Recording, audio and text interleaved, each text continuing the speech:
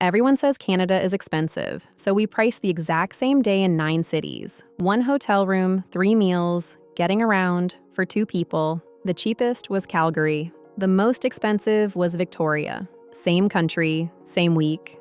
So the honest answer is not a yes, and it is not a no. It depends on one thing almost nobody checks before they book. Stay to the end for that, because 7 weeks later, this entire order falls apart, and 2 of these cities go the wrong way. The belief did not come from nowhere. 3 things built it, and all 3 are real. First, eating out really did get expensive. Restaurant prices in Canada have roughly doubled since 2002, not in one province, in every one of the big ones. If you went a decade ago and went back last summer, you did not imagine it. Second, the timing traps everybody. Canadian summer is short. The good weather, the school holidays, and the whole country's travel plans all land in the same 9 weeks. Hotels price accordingly, and that window is the only version of Canada most visitors ever see. Third, and this is the big one, almost everyone's mental picture of Canada is 2 cities, Vancouver and Toronto. The ones on the flight routes, in the films, in the travel videos. Vancouver really is one of the priciest places in the country. So the sample everyone is working from is expensive. It is just a very small sample. A real thing, seen through a narrow window in the most expensive weeks of the year. Widen the window and it falls apart. Here is exactly how these numbers were built, so you can check any of them. 9 cities, coast to coast, and the same single day priced in everyone. 1 hotel room, 2 cheap lunches, 1 sit-down dinner, a couple of coffees, 4 transit rides, 2 people, 1 day, nothing fancy, nothing skipped. The rule was that the day had to be identical everywhere. No swapping a cheap city's hostel for an expensive city's hotel to make a point. Hotel rates came from Google Hotels for 2 specific nights. Between 21 and 58 real properties came back for every city. On every date, the figure you will see is the middle price of the mid-range rooms actually available that night. Not a guess, and not an average of guesses. The individual hotels sit behind every number. Food was checked twice against 2 surveys that ask the question in different words. Where they disagreed by more than a quarter, we wrote the disagreement down instead of splitting it. That happened 3 times out of 36, and every one of them was the sit-down dinner. Those 3 stay out of the headlines here. Transit fares came from each city's own transit authority. 4 of the 9 matched the published fare exactly. The other 5 could not be confirmed, and they are flagged as unconfirmed. Everything is in Canadian dollars, and every city was priced on the same afternoon. That sounds boring, and it is the whole thing. Price Vancouver in June and Halifax in August, and you have not compared 2 cities. You have compared 2 dates. That is the mistake nearly every cost comparison makes, including the confident ones. Here is all 9, priced for the same day in August. Cheapest at the bottom, most expensive at the top. Same room, same meals, same buses in every single one.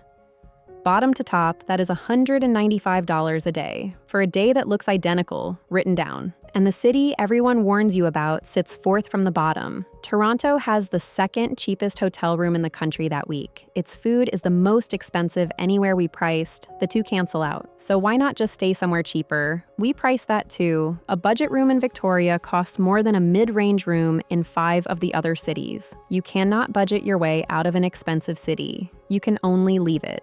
Unless you move the date. Same 9 cities, 7 weeks later. 8 of the 9 change position. Only Calgary stays put, first in both seasons. Everything above it moves, and some of it moves a very long way. Victoria falls from the most expensive in the country to 6th. Its rooms drop 38%. But 2 cities go the other way. Toronto and Ottawa both get more expensive. Holiday towns empty out the week school starts. Working cities fill up that exact same week. Opposite clocks.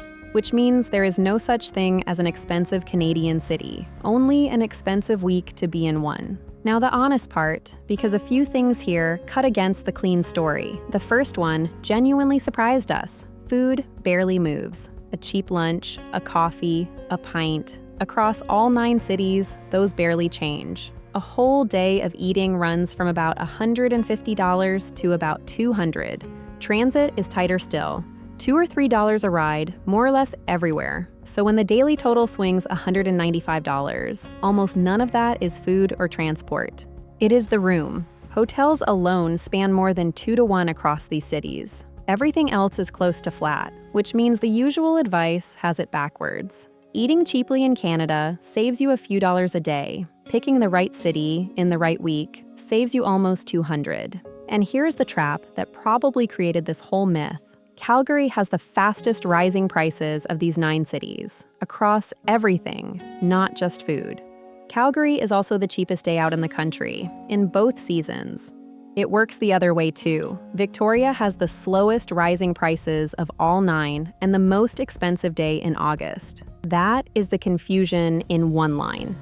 How fast prices went up is a completely different question from how high they actually are. Somewhere expensive that has stopped getting worse is still expensive. Somewhere cheap that is climbing fast is still cheap.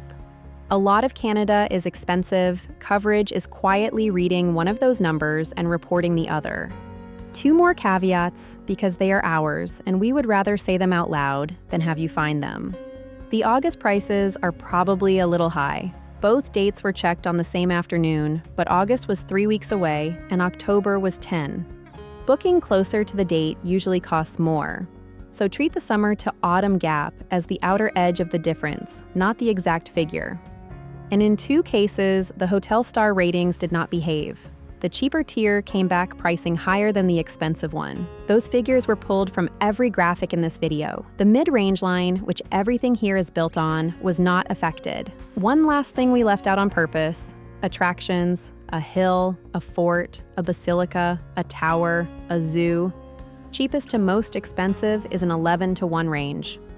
That tells you what a city happened to build, not what it costs to be there. When we tried putting it in, a single zoo ticket was enough to reshuffle the entire ranking. So it sits beside the numbers instead of inside them. So, is Canada expensive to visit? No. And the real answer is far more useful than a yes would have been. Canada is not expensive. Canada is inconsistent. Those are completely different problems, and the second one you can actually do something about. Calgary was the cheapest of these 9 in both seasons. It never left first place. Victoria was the most expensive day in the country in August. 7 weeks later, it is 6th. Nothing about those cities changed in 7 weeks. Not the hotels, not the restaurants, not the buses. The only thing that changed was the date on the booking. So when somebody tells you Canada is expensive, the only honest reply is which city and which week. Because the country does not have a price. The city has a price, and the week has a price. And the distance between getting those right and getting them wrong is $195 a day. On a 10-day trip, that is nearly $2,000. Decided before you have booked a single thing. That is not a country being expensive. That is a country being misread. So here are 5 things you can actually do with this, in rough order of how much money they save you. 1. Pick your week before you pick your city. Moving a Victoria trip from August to October saved $143 a day. No city swap anywhere in the country beat that. The calendar is a bigger lever than the map. 2. Know which kind of city you are booking. Holiday cities get cheaper after Labor Day. Working cities get more expensive. If you want Toronto or Ottawa, go in summer, which is the opposite of what you have been told your whole life. 3. Put your effort into the room, not the restaurants. The hotel is where the whole difference lives. Food costs within about a coffee a day of the same everywhere in Canada. So hunting for cheap dinners is effort spent on the smallest number in the equation. 4. Do not assume small means cheap. St. John's is the smallest city here, and in August, it was the 3rd most expensive of the 9. 5. If your dates cannot move the city instead. Calgary in August costs less than Victoria in October. If summer is the only time you can travel, that is the swap that saves you the most. Every number in this video is written down and linked. All 9 cities, both dates, the rooms, the food, the fares, and where each one came from. It is in the description, including a table that lines all 9 cities up side by side. That table shows the August numbers, and you have just watched what happens to them in October. Read it with that in mind. If you want to argue with a figure, go straight to the page it came from and check it. We would rather you did. And honestly, none of this is really about Canada. It is about how much of what we all know about travel is one person's trip to one city in 1 week, repeated until it hardened into a fact. Canada is expensive. That place is a ripoff. That country is cheap. Somebody said it, it got repeated, and now it quietly decides where people spend their holidays and where they never bother looking. 9 cities, 2 dates, 1 honest question. And for about half of them, the answer came back the opposite of the story. If you are planning a trip to Canada, start with the week and not the destination. You will save more money with that one decision than with every other choice combined.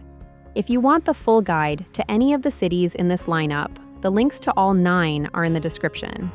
Thanks for watching to the end. See you in the next one.